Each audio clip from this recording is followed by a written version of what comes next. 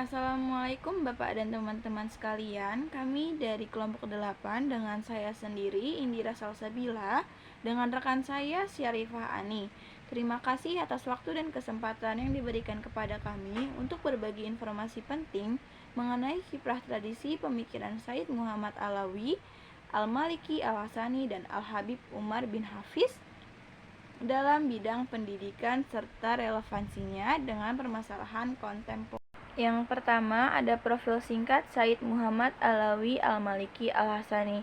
Beliau lahir pada tahun 1944 Masehi di Mekah, Arab Saudi. Keturunan Nabi Muhammad SAW melalui jalur Hasan bin Ali. Wafat tahun 2004 di usia 60 tahun. Dikenal sebagai Imam Ahlus Sunnah di zamannya. Putra ulama besar Said Alawi Abbas Al-Maliki atau ulama senior Masjidil Haram. Di sini ada sejarah pendidikan Said Muhammad Alawi.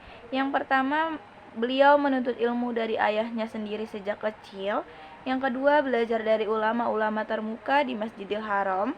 Yang ketiga, lulusan Universitas Al-Azhar Kairo atau Fakultas Syariah dan Ushuluddin, meraih gelar doktor dalam bidang hadis dan ilmu Al-Quran. Tiga, ada kiprah Said Muhammad Alawi dalam pendidikan.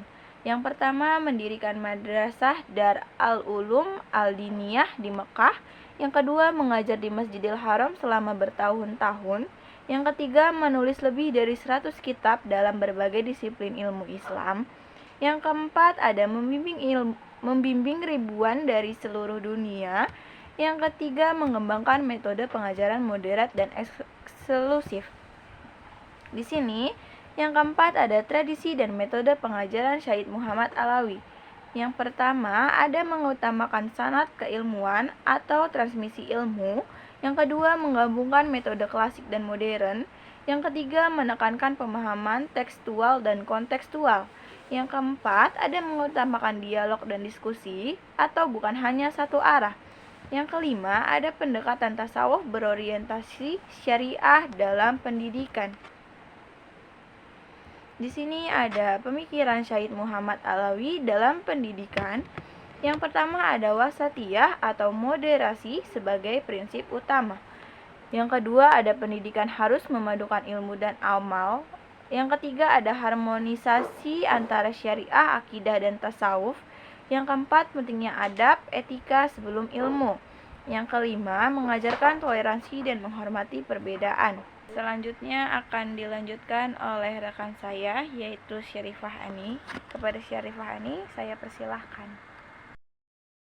Baik, di sini saya akan menjelaskan profil singkat Habib Umar bin Hafiz. Beliau lahir pada tahun 1963 di Tamrin, Hadramaut, Yaman. Beliau juga keturunan Nabi Muhammad SAW melalui jalur Husain bin Ali. Beliau juga ulama karismatik dan pendidikan internasional. Lalu beliau keturunan ulama besar Habib Muhammad bin Salim bin Hafiz. Lalu beliau dikenal dengan dakwah dan pendidikan berbasis cinta dan kasih sayang. Di sini ada sejarah pendidikan Habib Umar bin Hafiz. Beliau memulai pendidikan di Tamrin, Hadramaut, lalu berhijrah ke berbagai negara untuk menuntut ilmu saat situasi politik Yaman tidak kondusif. Beliau berguru pada ulama-ulama besar termasuk Habib Abdul Qadir bin Ahmad Al-Saqaf. Beliau memiliki sanad keilmuan yang bersambung hingga Rasulullah SAW. Lanjut, di sini ada kiprah Habib Umar dalam pendidikan. 1. Mendirikan Dar Al-Mustafa di Tamrin pada 1993, Pusat Pendidikan Islam Internasional. Kedua, membina ribuan murid dari 80 lebih negara. Ketiga, melakukan perjalanan dakwah dan pendidikan ke seluruh dunia. Keempat, mengembangkan kurikulum pendidikan Islam komprehensif. Kelima, mendirikan sekolah khusus untuk wanita Dar Az-Zahra. Lanjut, di sini ada tradisi metode pengajaran Habib Umar. 1. Ia manhaj al-salaf atau menghidupkan metode pendahuluan. Kedua, mengutamakan adab dan akhlak dalam pendidikan. Ketiga, pendekatan takziyatun nafs atau penyucian jiwa. Keempat, sistem asrama dan pendidikan intensif 24 jam. Kelima, pendidikan berbasis keteladanan langsung atau qudwah. Lanjut, di sini ada pemikiran Habib Umar dalam pendidikan. 1. Pendidikan harus berbasis cinta dan kasih sayang. 2. Keseimbangan ilmu zahir dan batin. 3. Menghidupkan spiritualitas dalam pendidikan modern. 4. Pendidikan sebagai pembentukan karakter holistik. 5. Penekanan pada pelestarian tradisi atau torot dan pembaharuan atau tajdid. Lalu ada relevansi dengan pendidikan kontemporer krisis moral. Di sini permasalahannya ada krisis moral dan karakter di era digital, memudarnya nilai-nilai etika dan adab. Kontribusi pemikirannya yaitu ada integrasi adab dan akhlak dalam kurikulum, pendidikan berbasis keteladanan atau role model, pemaduan ilmu dan spiritualitas. Lanjut, di sini ada relevansi dengan pendidikan kontemporer, pendidikan holistik. Permasalahannya ada pendidikan yang terlalu materialistis dan sekuler, dikotomi antara ilmu agama dan sains modern. Kontribusi pemikirannya ada pendidikan yang mengintegrasikan aspek intelektual dan spiritual, memadukan tradisi klasik dan modernitas, pendekatan holistik atau akal, hati, dan jiwa.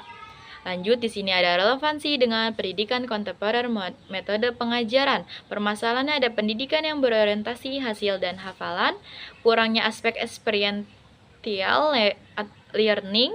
Kontribusi pemikirannya ada metode talaki, belajar langsung dari guru, sanad keilmuan dan transmisi hidup, pembelajaran berbasis pengalaman spiritual dan sosial.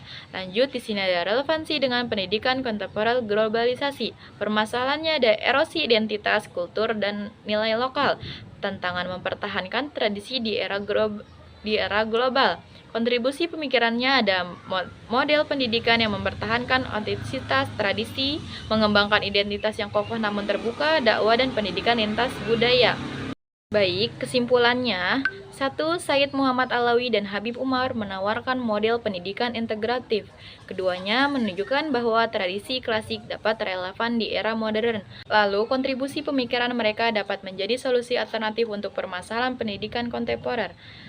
Lalu, pendekatan holistik mereka mensinergikan intelektualitas dan spiritualitas. Lalu, model pendidikan berbasis keteladanan dan nilai merupakan kebutuhan zaman saat ini. Sekian presentasi dari kami yang kami sampaikan. Kurang lebihnya mohon maaf. Assalamualaikum warahmatullahi wabarakatuh.